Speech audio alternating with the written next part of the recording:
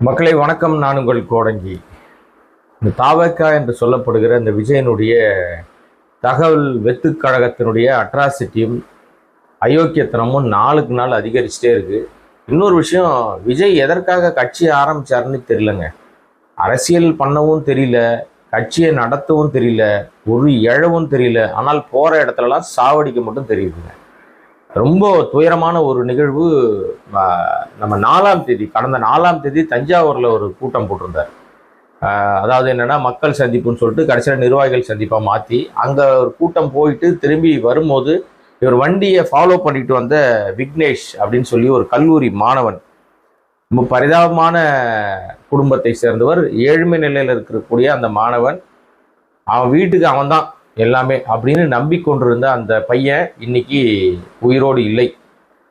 இந்த தற்குறி விஜயினுடைய வாகனத்தை ஃபாலோ பண்ணி போய் இந்த தற்குறி கீழே உளுந்து மண்டையில் அடிபட்டு ஹெல்மெட் போடுறதில்லை. எவனுமே ஹெல்மெட் போடுறதில்லை. இவன் பின்னாடி போற ஒரு தற்குறியும் ஹெல்மெட் போடுறதே கிடையாது. அவனை போய் நடிகனை ஏண்டா இப்படி பார்க்க போய் சாகரிங்கன்னு தெரிய மாட்டேங்குது.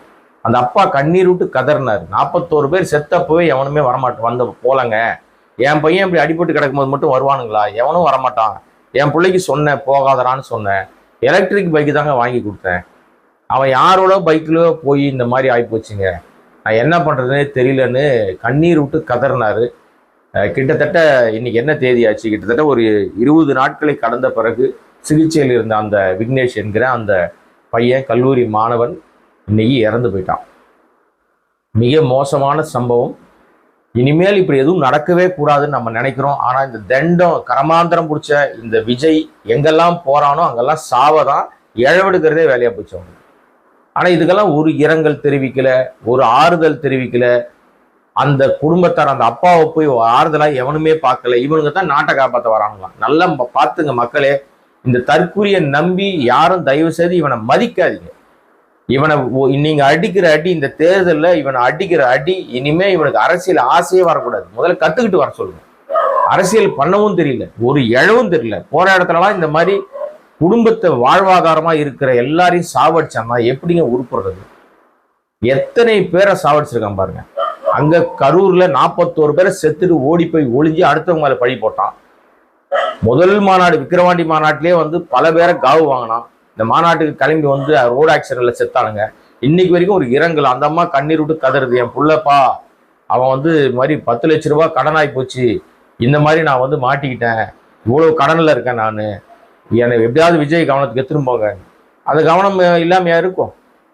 ஊர் முழுக்க நான் ஏதோ நல்லது பண்ண போறேன், நாட்டை திருத்த போறேன்னு வரானே, இதெல்லாம் செய்வானாமா? பட் ஆனால் இதெல்லாம் அந்த ஆள் கவனத்துக்கு போகுமானே தெரியலங்க. அவனுக்கு எங்க கவனம் இருக்குது? பூரா எங்கேயாவது வளகாப்புனா கிளம்பி தனி விமானத்துல போவான், யார் வீட்டுக்கு பிறந்த நாள்னா கிளம்பி போவான், யார் வீட்டுலாம் நாயை கொஞ்சம் போவான். ஆனா எவனாவது இவனை பார்க்க செத்து போனாங்கன்னா அவனை இவன் வீட்டுக்கு கூப்பிட்டு, இவன் இருக்கிற இடத்துக்கு பக்கத்துல கூப்பிட்டு ஆறுதல் சொல்லி அனுப்புவான். யாரோ ஒருத்தன் காசை விட்டு எறிவான். காசை தூக்கி போட்டா இவன் ரொம்ப நல்லவன் ஆயிடுவான். இவன் அதிகாரத்துக்கு வர்றதுக்கு முன்னாடி இந்த இழவெல்லாம் நடந்துச்சுன்னா, இவன் தெரிஞ்சோ தெரியாமல யாராவது ஒருத்தர் இவன் பேரை சொல்லி ஜெயிச்சிட்டான்னா என்ன நடக்கும் யோசிச்சு பாருங்க. நாடே சுடுகாடா போயிடும். அதனால இவனை நம்பாதீங்க. இவன் நம்பிக்கைக்கு நல்லவனாவே இருக்க பாத்திரமே இல்லாதவன். அப்பா 80வது சதாபிஷேகம் பண்றாரு, அங்க போக கூட துப்பு இல்லாதவன். தன் பொண்ணு படிச்சு பட்டம் வாங்குது, அங்க போய் நிக்க துப்பு இல்லாதவன். நடிகை விட்டு நாய்க்குட்டியை கொஞ்சறாங்க. பொண்டாட்டி ஏதாவது எங்கள் மீது பாசமே இல்லாம இருக்கான், நடிகை பின்னாடி சுத்தி திரிறான்னு டைவர்ஸ் கேட்டப்ப, நீ என்ன சொல்றது? நான் அந்த நடிகை பின்னாடி தான் சுத்துவேன்னு நடிகையோட ஒன்னா சோடி போட்டு நிற்கிறான். கேட்டா பெண்களே சப்போர்ட் பண்றாங்க. ஆமா, என்ன வச்சுக்கிட்டா என்ன தப்புன்னு பேசுறானுங்க. இந்த மாதிரி ஜென்மங்களை நம்ம என்ன சொல்லி திருத்துறதுன்னு தெரியல, திருத்த முடியுமான்னு தெரியல. ஏன்னா பூராவும் கெட்டு சிரைஞ்சு போச்சு. இன்னும் இருக்கிறது 30 நாளுங்க. தேர்தல் தேதி அறிவிக்கிட்ட எங்க அண்ணன் எப்படி களமாடுவார் பாருன்னு ஒரு வளர்ந்து கட்ட ஒரு அமாவாசை ஒரு தண்டம், மாமனார் சோத்திலே உடம்பு வளர்த்த ஒரு முண்டம் ஒன்று சொல்லிச்சு தெரியுது இல்ல. இப்போ தேர்தல் தேதி அறிவிச்சு எவ்வளவு நாள் ஆகுது? கிட்டத்தட்ட ஒரு வாரம் ஓடி போச்சு. எங்க கீச்சது? இந்த 7 நாள்ல இவர் பண்ண கீச்சது என்ன தெரியுமா? இயக்குனர் அட்லி விட்டு பொண்டாட்டி வளகாப்புக்கு தனி விமானத்துல போனதுதான் மிச்சம். வேற ஒரு புண்ணாக்கும் புடுங்கல, ஒரு புல்ல புடுங்கி இங்கிட்டு அங்க நடவே இல்லை. இவன் எப்படிங்க நாட்டை ஆளுவான்? இவன் எப்படி நாட்டை ஆளுவதற்கு தகுதி இருக்குன்னு இவன் சொல்லிக்கிறான்னு தெரிய மாட்டேங்குது. எந்த அடிப்படையில மக்கள்கிட்ட ஓட்டு கேட்க வருவான்னு தெரியல. வரமாட்டாரு ஓட்டு கேட்க. ஏன்னா அதை தெரிஞ்சு போச்சு. அது எல்லா கட்சியும் பரபரப்பா இயங்கிட்டு இருக்காங்க. இவன் கட்சி மட்டும்தான், அதுவும் குறிப்பா இந்த ஜடம் மட்டும்தான் தன்னுடைய வாழ்க்கையை மட்டுமே பாக்குறாங்க. அப்பா வாழ்க்கையை பார்க்கல, அம்மா வாழ்க்கையை பார்க்கல. இவங்க 2 பேரால் தான் நான் உருவானோன்றதே அவங்களே ஒதுக்கிட்டான். தன்னால் உருவான புள்ள ஒரு இயக்குனரா நிக்கிறான். அவனை வாழ்த்துறதுக்கு துப்பு இல்லை. பொண்டாட்டி குடும்பத்தையே பார்க்காதவன், நடிகை பின்னாடி கள்ள உறவு வச்சுக்கிட்டு இருக்கிறவன், இவனுக்கு கள்ளத்தனம் தான் பிடிக்கும் போல இருக்கு. ஏன் தெரியுமா சொல்றேன்? இப்பவும் பாருங்களேன், கள்ள கூட்டணி தாங்க. பாண்டிச்சேரியில நடுராத்திரில அறிவிக்கிறாருங்க. பாண்டிச்சேரியில நடுராத்திரியில வேட்பாளர் லிஸ்ட் அறிவிக்க உலகத்திலே எங்கேயுமே நடக்காத ஒரு அதிசயம். நடுராத்திரில அறிவிக்கிறார். அது எப்படி அறிவிக்கிறார்னா, காலையில பாஜக இருப்பாராம் ஒருத்தர், சாயங்காலம் தாவேக்கால சேர்ந்துருவாராம். சேர்ந்தவொடனே ராத்திரில ஒரு தாவேக்கா வேட்பாளர். நேற்று வரைக்கும் காலையில வரைக்கும் சாயங்காலம் வரைக்கும் பாஜக, அதாவது கொள்கை எதிரியா இருக்கிற பாஜக பொறுப்புல இருப்பாராம். அங்கிருந்து இவங்க சேர்ந்த உடனே அவருக்கு பதவிக்காக பொறுப்பு கொடுத்து அவரை வேட்பாளராக அறிவிச்சிருக்கலாம். அப்ப காலங்காலமா போஸ்டர் ஓட்டினவன், காலங்காலம் படத்தை பார்த்து கொண்டாடினவன், உனக்கு மன்றத்துல இருந்தவன், அவன்லாம் கேட்டா உனக்கெல்லாம் முடியாது காசு. ஏன்னா 2 கோடியிலேருந்து 5 கோடி வரைக்கும் காசு வாங்கியிருக்காங்க. அப்படிதான் வருது இப்ப தகவல். இதுல புசியானது நல்ல கல்ல கட்டியிருக்காரு, தெளிவா கல்ல கட்டியிருக்காரு. அவர் தான் இந்த காலையிலேருந்து பாஜக கூட்டு பதவி கொடுத்தது, வேட்பாளர் லிஸ்ட் போட்டது. இதுல எதுலையுமே விஜய்க்கு கவனம் இருக்குமா? விஜய்க்கு இவெல்லாம் யாருன்னு தெரியுமா, பேர் தெரியுமான்னு கூட தெரியாதுங்க. புசி கையெழுத்து போட சொல்ற இடத்துல கையெழுத்து போட்டிருக்காரு போல இருக்கு. எனக்கு தெரிஞ்சு இந்த ஏ ஃபார்ம் பி ஃபார்ம்னு சொல்லுவாங்கல்ல, வேட்பாளர்கள் இவங்க தான் அப்படின்னு சொல்லி கையெழுத்து போறது கூட புசியே போட்டு கொடுத்துருவார் போல இருக்கு. ஆத்தரைஸ்டு புசி கொடுத்தாலும் கொடுத்துருவார். ஏன்னா இவருக்கு அதெல்லாம் கையெழுத்து போற நேரம்லாம் இல்லை, அந்த அளவுக்குலாம் பொறுமையும் கிடையாது. அதையும் இவரே கையெழுத்து போட்டு கொடுத்துருவார் புசியே. ஏன்னா பொதுச் செயலாளர் என்ற பேர்ல அவரே போட்டு கொடுத்துட்டாரா என்ன இழவெல்லாம் தெரியல நமக்கு.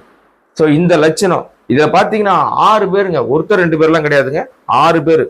பாஜக முன்னாள் எம்எல்ஏ லாஸ்பேட்டை அப்படின்னு சொல்லி ஒரு தொகுதி, அந்த தொகுதி அவர் பாஜக இருந்தவர். டக்குன்னு இங்க டிவிக்கு வந்த விஜய் கட்சியில வந்தவொடனே வேட்பாளர் பாண்டிச்சேரியில.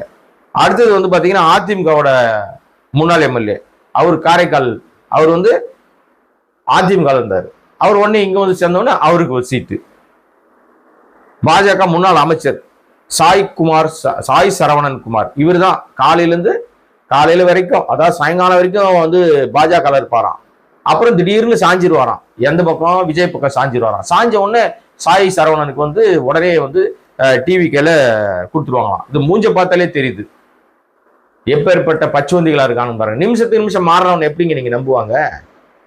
அப்ப இவர் கொள்கை என்ன? கொள்கை எதிரின்னு சொல்றான் பாருங்க விஜய், நம்பிடாதீங்க. பிராடு தெரியுதா, அயோக்கியத்தனம் தெரியுதா? எப்படிங்க சாயங்காலம் வரைக்கும் பாஜக இருந்தவன் இங்க டிவிக்கேல அவன் உடனே டக்குன்னு மாறிடுவானா? அப்ப இங்க டிவிக்கேல வந்தவன வாஷிங் மிஷினா போட்டு வெளுத்து ஒன்னு கொள்கை எல்லாம் இவருடைய கொள்கை உள்ள பூந்துருமா? என்ன காமெடினே தெரியலங்க. அதை விட கொடூரம் பாருங்க, அதிமுகவோட முன்னாள் எம்எல்ஏ நெட்டப்பாக்கம் தொகுதிக்கு தாவேகா சார்பா நிப்பாட்டப்பட்டவர் ஏற்கனவே அவர் முன்னாள் எம்எல்ஏ, ஏடிஎம்கே முன்னாள் எம்எல்ஏ. அதே மாதிரி சுயேட்சை எம்எல்ஏவா இருந்தவர், அவர் பாஜகவை ஆதரவு கொடுத்துட்டு இருந்தார். சுயேட்சை எம்எல்ஏ இருந்தவர் பாஜக போய் சேர்ந்துட்டாரு, அங்க இருந்தவர் தான். அவர் உடனே டக்குன்னு இந்த பக்கம் ஜம்ப் பண்ணி வந்தவொடனே அவருக்கு சீட்டு முத்தையால்பேட்டைக்கு. அதே மாதிரி பாத்தீங்கன்னா பாஜகவோட முன்னாள் நிர்வாகி, அவர் மணவெளின்னு ஒரு தொகுதி, அவர் பாஜக, அவர் அங்க இருந்து வந்தவொடனே. அப்ப யாரை ஏமாத்துறதுக்கு நான் பாஜகவோட எனக்கு கூட்டணி இல்லை, பாஜகவோட நான் இல்லை, இதெல்லாம் பூரா சொல்றதெல்லாம் பூரா பொய், நம்பிடாதீங்க. கொள்கை கூட்டணி அப்படின்றதுலாம் கிடையாது, கொள்கை எதிரி பாஜக தானே. விஜய் எவ்வளவு பித்தலாட்டம் பொய் சொல்றாரு பாருங்க, அயோக்கியத்தனம் பண்றாரு. நேற்று வரைக்கும் இருப்பானா, சாயங்காலம் வரைக்கும் பாஜக இருப்பானா, அப்புறம் அங்க நீங்க வந்துருவானா. அப்ப இங்க உன்னையே நம்பி 33 வருஷம் பின்னாடியே சுத்தி இருந்தவனுங்கெல்லாம் என்ன ஆவான்? ஏன் அவனுக்கெல்லாம் சீட்டு கொடுக்கலன்னா அவன்கிட்ட காசு கிடையாது. புசிக்கு தனியா 2 கோடி ரூபா கொடுக்கணுமா, கட்சிக்கு 5 கோடி ரூபா கொடுக்கணுமா? 7 கோடி ரூபா கொடுக்குறவன் எப்படிங்க மக்களுக்கு நல்லது பண்ணுவான்? போட்ட காசை தானே முதல்ல எடுப்பான். முதல்ல ஜெயிக்கிறானா பாருங்க, அது வேற விஷயம். அப்ப எல்லாம் ஒரே குட்டையில ஊர்ன மட்டைங்க தான். நீ ரொம்ப நல்லவன் கிடையாது, விஜய் ஆபத் பாந்தவன் கிடையாது, அவன் நல்லவனும் கிடையாது, ஏமாத்து பெருவழி. எல்லா கட்சியும் இருக்கிற மாதிரி நீ ஒரு கட்சி, அவ்வளவுதான். 10ஓட 11 மாற்றம் கீற்றம் எல்லாம் சும்மா டுபா கூட. அதெல்லாம் மாற்றம்ன்றவன் என்ன பண்ணுவான்? தாங்கிட்ட இருக்கிறவன், அன்னாடங்காட்சியா இருக்கிறவன், தினக்கூலியில வேலை செய்யறவனை கூப்பிட்டு பதவி கொடுத்து அவனை வந்து உயர்த்தி அவனை எம்எல்ஏ ஆக்கி எம்பி ஆக்கி அழகு பார்த்தீங்கன்னா நீ நல்லவனா இருக்க. ஒரு ஆட்டோ டிரைவர் கொடுத்த வாய்ப்பு, அவன் வந்து மக்கள்கிட்ட போனான், நல்லது பண்ணான், அதனால ஜெயிச்சான் சொல்ல முடியுமா? வரவன் பூரா எங்கேருந்து வருவான்? வேற வேற கட்சியிலேருந்து கூப்பிடுவானா, உடனே அவனுக்கெல்லாம் சீட்டை கொடுப்பீங்க. அது நடுராத்திரில. அப்படி அறிவிக்க வேண்டிய அவசியம் என்ன? இதை விட கொடூரம் தமிழ்நாட்டில் நடக்க போகுது. தமிழ்நாட்டில் இவர் என்ன பண்ண போறாருன்னா, 234 தொகுதிக்கு ஆள் இல்லை, வேட்பாளர் இல்லை. முதல்ல ஒரு 60 தொகுதி அப்படின்னு சொல்லி நேர்காணல் நடத்தினாரு. அப்புறம் ஒரு 60 தொகுதி டயர்ட் ஆயிட்டாரு, பாம்பேக்கு போயிட்டாரு. பாம்பேல எதுக்கு போனாருலாம் தெரியாது, பாம்பே போயிட்டார், அவ்வளவுதான். இப்போ இந்த எல்லாரையும் யாரா செலக்ட் பண்ணான்னு சொன்னா, ஒரு பக்கம் வந்து ஜான் ஆரோக்கியசாமி, இன்னொரு பக்கம் பூசி, இன்னொரு பக்கம் வந்து ஆதவ். இந்த 3 பேருடைய கூட்டு கலவையா தான் அங்க வருது. ஆனா 3 பேரும் கல்லா கட்டியிருக்காங்க, கோடி கோடியா காசு வாங்கியிருக்காங்க. ஆள் இல்லை, 234 தொகுதி. இப்போ வரைக்கும் அவங்க கிட்ட இருக்கிற தொகுதி 120 தொகுதி தான் ஆட்கள் இருக்கிறாங்க. இவங்க எல்லார்டையும் பணத்தை வாங்கிட்டு தான் சீட்டு கொடுக்கறதுக்கு தயாரா இருக்காங்க. ஆனா இதுல நிக்கிற எல்லார்கிட்டையும் என்னன்னா, இவன் எவனும் ஜெயிக்க போறதுன்னு தெரிஞ்சிச்சு. ஆனா என்ன பண்ணலாம், அவங்களை திருப்திப்படுத்தணும். அவன் போய் அவங்க தீவிரமா வேலை செய்யணும், போஸ்டர் ஒட்டிக்கணும் ஊர் முழுக்க. அதுக்கு என்ன பண்ணலாம்னா, போட்டோ ஷூட் இருக்கவே இருக்கு. இந்த ஆளோட ட்ரிக்கு. இவன் என்ன பண்ணுவான், கட்சிக்காரனை கூப்பிட்டு போட்டோ ஷூட், போட்டோ எடுத்துக்கிறதுக்கே பல பேர் வந்து அலையிறானுங்க. அண்ணனை பார்க்கணும், செல்ஃபி எடுக்கணும். இப்ப ஊந்து செத்துட்டான் பாருங்க ஒரு பையன், விக்னேஷ்னு சொல்லிட்டு. அவன் வந்து அவ்வளவு வேகமா வண்டி விரட்டிட்டு போனதுல என்ன பெரிய விஷயமா இருக்கும்னா, விரட்டிட்டு போகும்போது ரீல்ஸ் எடுக்கலாம். ரீல்ஸ் எடுத்து அந்த ரீல்ஸ்ல விஜய் மூஞ்சி தெரிஞ்சிச்சுன்னா அந்த ரீல்ஸ் வந்து பல லைக் கிடைக்கும்னு ஒரு அற்ப ஆசையில உயிரையே போயிடுச்சு. அவங்க அப்பா பாவம் வயசானவரா இருக்கு, இந்த பையன் தான் வளர்ந்து அந்த குடும்பத்தை காப்பாற்றணும். வேறே அறுத்துட்டான், குடும்பத்தினுடைய வேறையே அறுத்த பெரிய மகா மட்டமான பிறவிதான் இந்த விஜய். கேட்டா அவன் ஊந்து செத்துக்கு விஜய் என்னங்க தப்பு பண்ணுவார்னு விஜய் முட்டு கொடுக்குற பல பன்னாடைகள் அவங்க முட்டு கொடுப்பானுங்க. பட் முட்டு கொடுக்குற எல்லாருக்கும் அவனுக்குன்னு ஒரு குடும்பம் இருக்கணும். அவன் புள்ள இந்த மாதிரி விரட்டிட்டு போய் கீழே கொண்டானா அவனுக்கு அந்த வலி தெரியும், வேதனை தெரியும். நம்ம மனித உணர்வுகளோடு நம்ம வந்து பழகிறதுனால நம்ம அந்த உணர்வு, அந்த வலி வேதனை, ஒரு இழப்பின் வலி தெரியும்ன்றதுனால தான் நம்ம வந்து ஆதங்கப்படுத்த சொல்லிட்டு இருக்கோம். நமக்கும் இந்த விஜய்க்கும் என்னங்க வாய்க்கா தகராறு இருக்கு? ஏன் தொடர்ச்சியா விஜயே நம்ம திட்டிட்டு இருக்கோம்னா, இவன் நல்லவனே கிடையாது. ஒரே ஒரு நல்ல விஷயம் சொல்லுங்க பார்க்கலாம். கள்ள கூட்டணியும் கள்ள உறவும் பொண்டாட்டி துரோகம் மட்டும் கள்ள உறவும் வச்சுக்கிட்டு இருக்கிற ஒருத்தனை எப்படி நல்லவனா நம்ம நார்மலைஸ் பண்ணி திரியுதாங்க பல பேரும். இன்னைக்கு கூட எனக்கு தெரிஞ்ச ஒருத்தர்கிட்ட கேட்டேன், என்னங்க அப்படி இந்த மாதிரி வந்து விஜய்க்கு வந்து பெண்கள், இளம் பெண்கள்லாம் சப்போர்ட் பண்றாங்களே, நாளைக்கு அவங்களுக்கு கல்யாணம் ஆகி புருஷன் வந்து வேற பொண்ணோட போயிட்டா இவங்கெல்லாம் என்ன பண்ணுவாங்கன்னா, அப்பதாங்க தெரியும் அவங்களுக்கு. இப்பெல்லாம் நம்ம என்ன சொன்னாலும் அந்த புத்தியில உரைக்காது. நாளைக்கு அந்த விஜயனுடைய ரசிகைக்கு கல்யாணம் ஆகி அவன் புருஷங்காரன் வேற பொண்ணோட சுத்தின்னு இருக்கும்போது, எங்க விஜயே சுத்தினாரு, என் புருஷன் சுத்துறதுல தப்பு இல்லைன்னு சொன்னாலும் சொல்லுவாளுங்க. அது நார்மலைஸ் பண்ணுற கூட்டம். அப்பதான் அந்த பெயின் தெரியும், அது வரைக்கும் தெரியாதுங்க. அவங்க குடும்பத்தில் நடந்தாதான் தெரியும், அது வரைக்கும் தெரியாதுங்கன்னு சொல்லி வருத்தப்பட்டார். இன்னொரு விஷயம் என்னன்னா, இந்த போட்டோ ஷூட் சொன்னல, இந்த போட்டோ ஷூட்டின் நோக்கம் என்னன்னா, இதுக்கப்புறம் விஜய் பார்க்க முடியும். விஜய் வந்து இனிமே யாருக்கும் வரமாட்டார், எந்த தொகுதியும் வரமாட்டார். அப்படியே வந்தாலும் 10 பேரை கூப்பிடு, 20 பேரை கூப்பிடு, மொத்தமா ஏற்று, இந்த பாருங்க இவங்க 20 பேரா காட்டிட்டேன், இவங்களுக்கெல்லாம் நான் தான் நிக்கிறேன், நீங்க ஓட்டு போடுங்க அப்படின்னு சொல்லிட்டு அடுத்தடுத்து ஏதோ 25 அந்த நெட்டக்காலம் ஒருத்தன் இருக்கான், வளர்ந்து கட்டவன், ஒரு அமாவாசை 420, இந்த ஆதவன் சொல்லி இந்த நெட்டக்காலம் மாமனார் சொத்திலே உடம்ப வளர்க்குறவன் என்ன சொன்னான்னா, இந்த பாருங்க தேர்தல் தேதி அறிவிக்கிட்டான், எங்க அண்ணன் அப்படியே பட்டையை கிளப்பி அப்படியே பயங்கரமா அப்படியே தமிழ்நாட்டையே புரட்டி போட்டுருவாருன்னு சொன்னான். 7 நாள் 1 வாரம் ஓடி போச்சு. இது வரைக்கும் ஒன்னும் ஒரு புள்ளையும் இங்கேருந்து பிடிங்கி அங்கே ஒன்றும் நட்டு வைக்கல. வளகாப்புக்கு போனது தான் மிச்சம், வேற எதுவுமே பண்ணல. மக்கள் பணி ஆற்றல, தேர்தல் பணி ஆற்றல, கட்சி பணி ஆற்றல, கட்சிக்காரங்களை பார்க்கல, எந்த இழவும் நடக்கல. வளகாப்பு முக்கியம்னு ஓடி போயிட்டான். இவனெல்லாம் நம்பினீங்கன்னா என்ன ஆகும்? பனையூர் விட்டு வரமாட்டேங்கிறாரு, நீலாங்கரை விட்டு வரமாட்டேங்கிறாரு, வீட்டை விட்டு வெளிவா நம்ம கூப்பிட்டு பார்த்து, இப்போ வீட்டை விட்டு வராதரா சாமி, நீ வீட்டிலே இருறாப்பா, நீ வீட்டை விட்டு வெளியே வந்தீங்கன்னா எவனா பாவம் செத்து போயிடுறாங்க, குடும்பங்கள்லாம் காலி பண்ணிட்டு இருக்கிற, நல்லா இருக்கிற குடும்பத்தெல்லாம் அழிச்சிடுற, நீ வந்தாலே குடும்பத்தினுடைய ஆணி வேறையே காலி பண்ணிடு. இந்த பாருங்க இந்த பையன் விக்னேஷ், அந்த குடும்பத்துக்கு ஆணி வேறே அவன் தான் போயிட்டானா. அந்த அம்மா திருச்சியில ஒரு அம்மா கதறுது, என் குடும்பத்துக்கு அவன் தாங்க முக்கியமான தலைப்புள்ள போயிட்டானே அப்படின்னு. 1 வருஷம் ஆயிடுச்சு வரைக்கும் விஜய் ஒரு இரங்கல் கூட தெரிவிக்கலைங்க. 41 குடும்பம் அப்படியே நிர்கதியா நிக்குது. எல்லாத்துக்கும் காரணம் யாரு? இந்த இளவரத்தவன் வெளியே வந்ததுனாலதான். இவன் அரசியல் பண்ணி கீச்சதெல்லாம் என்னன்னா, பல பேர் உயிரை வந்து காவு ஆனதுதான் மிச்சம். பட் நம்ம இவ்வளவுலாம் பேசக்கூடாதுன்னு நினைக்கிறோங்க. ஆனா இவன் கொஞ்சம் கூட இவ்வளவு சொல்லி கூட உரைக்காத ஒரு ஜென்மம்னா அது இவன் மட்டும்தாங்க. ஒருவேளை அந்த மாதிரி மறத்து போச்சான்னு தெரியல. அவனுடைய உடம்பு வந்து விஜயனுடைய உடம்பு இப்படி வந்து அடுத்தவங்களை சாகடிச்சு உடம்பு மறத்து போச்சு போல இருக்கு. இந்த நீரோ மன்னன் மாதிரி ஊரே பத்திட்டு எரியும் போது பிடில் வாஸ்தானா பாருங்க, அந்த மாதிரி இவனுக்கு அந்த மரண ஓலம் கேட்கும் போது தான் மகிழ்ச்சியா இருக்கும் போல இருக்கு. அதனால ஜாக்கிரதையா இருங்க. அவங்க எங்க இன்னும் இந்த 30 நாள்ல ஏதாவது ஒரு 2-3 நாள் டிராமாலாம் நடக்கும், பெரிய டிராமாலாம் நடக்கும். ஆனா டிராமா நடக்கும், நீங்க ஜாக்கிரதையா இருங்க. இவனை நம்பி போனீங்கன்னா ரொம்ப கஷ்டம். பாருங்க, ஒரு கூட்டத்திலும் ஒரு 10 பேர் அடி வாங்குறாங்க, இல்ல யாராவது செத்து போறாங்க. சர்வ ஜாக்கிரதையா இருக்க வேண்டியது உங்களுடைய கடமை. இதை நம்ம வந்து வேற வழியே கிடையாது. திரும்ப திரும்ப சொல்ல வேண்டிய கட்டாயத்துக்கு ஆளாயிருக்கும். இப்போ சொத்தெல்லாம் மறைக்கிறதுக்கு ஏதோ திட்டம் போட்டுட்டு இருக்கானுங்க. வேட்புமனு வந்து ஏற்கப்படுமா ரிஜெக்ட் ஆகுமான்ற ஒரு பெரிய கேள்வி இருக்கு. நிஜமாவே அதுல ஒரு பெரிய சிக்கல் இருக்கு. இப்போ இவர் வந்து பெரம்பூர்ல நிக்க போறாரு அப்படின்னு சொல்லி அவன் முட்டு கொடுத்துட்டு இருக்கான். பெரம்பூர்லாம் நிக்கிறதுக்கெல்லாம் வந்து ரொம்ப ரொம்ப கஷ்டம். எனக்கு தெரிஞ்சு மீண்டும் இந்த வீடியோல நான் சொல்றது, அவர் எந்த தொகுதியிலும் நிக்க மாட்டார். ஏன்னா வெயில் ஆகாதுங்க, பிரச்சாரத்துக்கு வர முடியாது. இவர் எம்ஜிஆரும் கிடையாது. எம்ஜிஆராவது அமெரிக்காவில் படுத்துக்கினே இருந்து அங்கே ஜெயிச்சார். அதுக்கு முன்னாடி அவ்வளோ நல்லது பண்ணியிருக்காருங்க மக்களுக்கு. இவன் தான் சொந்த காசுல ஒத்த பைசா எடுத்து போடாத கஞ்ச பிசினாரி. இது வரைக்கும் ஒத்த பைசா செலவு பண்ணதே கிடையாதுங்க யாருக்குமே. அப்புறம் இவனை எப்படி நம்புவாங்க? கட்சிக்கு கிடைக்கிற காசெல்லாம் எங்கேயோ பெரிய வசூல் பண்ணியிருக்கான், பெரிய அமௌண்ட். இப்போ கிடைக்கிற தகவல் என்னன்னா, சிங்கிள் டிஜிட்ல கூட நமக்கு தேர மாட்டோம் தெரிஞ்சவருக்கு வெக்ஸ் ஆகி போய் தான் இதுக்கு மேல நம்ம போய் என்ன பண்ண போறோம், நீங்க கடனை கட்டு போங்கடா, என் பேரை வச்சு ஏதோ நின்று தொலைங்கடா நீங்க அப்படின்ற மாதிரி நிலைமைக்கு தான் அவர் வந்திருக்காருன்னு சொல்றாங்க. இன்னொரு விஷயம், இந்த போட்டோ ஷூட்டுக்கு பெரிய தொகை வசூல் பண்ணப்படுது. ஏற்கனவே வேட்பாளராக இருக்கிறான் அவன். வேட்பாளர்கிட்ட போட்டோ ஷூட்டுக்கு தனி காசு.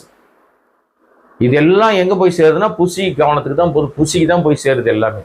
இது என்ன நடக்க போகுதுன்றே தெரியல. இது என்ன கட்சி? இது கட்சியா சீட்டு கம்பெனியா என்ன கன்றாவினே தெரியல. இன்னும் இருக்க போற 30 நாள் தான் இருக்க போகுது அதிகபட்சம். 30 நாள்ல 234 தொகுதிக்கு ஆளை தேடின்னு கிடக்குறாங்க. நீங்களாம் அந்த பக்கம்லாம் போயிடாதீங்க. யாராவது போனீங்கன்னா உங்களை பிடிச்சி வேட்பாளர் ஆக்கிடுவாங்க. ஆனா ஆக்கிட்டு என்ன பண்ணுவோம், சொத்தை பத்தெல்லாம் பிடிங்கிடுவானுங்க. அப்புறம் நக்கிட்டு போக வேண்டியதுதான் மொத்தமா. நீங்க இவன் காசு கொடுத்த அத்தனை பேரும் கணக்காரன் ஆகிறது கன்ஃபார்ம்.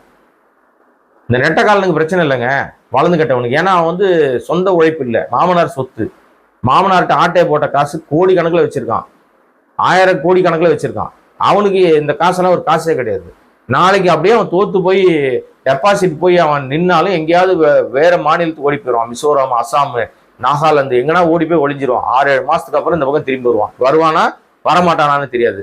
விஜய் என்ன பண்ணுவார், ஒரு 2 மாசம் கழிச்சு எங்கேயாவது வந்து வெளிநாட்டுக்கு போயிடுவார். 2 மாசம் இந்த பக்கமே தலை காட்ட மாட்டாரு. இன்ப சுற்றுலா இருக்கவே இருக்கு.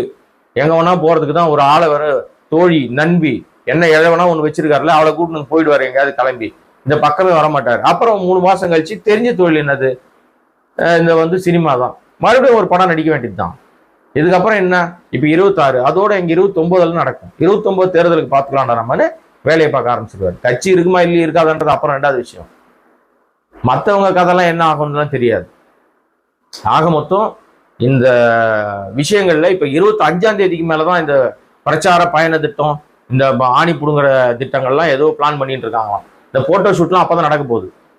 அதுக்கு இப்பவே தயாராகிட்டு இருக்காங்க. அது எங்க நடக்கும்லாம் தெரியாது. வழக்கம் போல ஏதாவது ஒரு இடம், பனையூருக்கு பக்கத்துல தான் எங்கேயாவது ஒரு இடம், அந்த ஒரு நட்சத்திர ஹோட்டல் இருக்குல்ல, அது இவங்களுக்கு ஆஸ்தான ஹோட்டல், அந்த ஹோட்டல் அங்க வச்சுட்டு எல்லாரையும் வர வச்சுட்டு ஒரு குழு போடுறதுக்கு வாய்ப்பு இருக்கு. அப்படி இல்லையா ஏதாவது ஒரு இடத்துல இந்த மாதிரி வந்து நிர்வாகிகள் சந்திப்பு அப்படின்னு சொல்லிட்டு அங்க ஒரு 10-20 ஆட்களை ஏற்றி யார் யாரெல்லாம் வேட்பாளராக இருக்காங்களோ அவங்களாம் ஏற்றி போட்டோ எடுத்துட்டு தனித்தனியா போட்டோ, ஏன்னா போஸ்டர் போடணும்ல, அவன் ஊரா போய் போஸ்டர் போடணும்ல, அதுக்கு இந்த மாதிரி போட்டோக்கள் பயன்படும்னு அதை மட்டும் செய்வதற்கு விஜய் ஒத்துக்கிட்டாருன்னு சொல்றாங்க. மற்றபடி எங்கேயும் வந்து மக்கள்கிட்ட வந்து நின்று நான் இதெல்லாம் பண்ண போறேன், அது செய்ய போறேன் அப்படின்னு சொல்வதற்கு வாய்ப்பே இல்லை. அப்படியே பிரச்சாரம் பண்ண வந்தாலும் என்ன பண்ணுவார்னா மீண்டும் திமுக மட்டும் சொறிவாரு.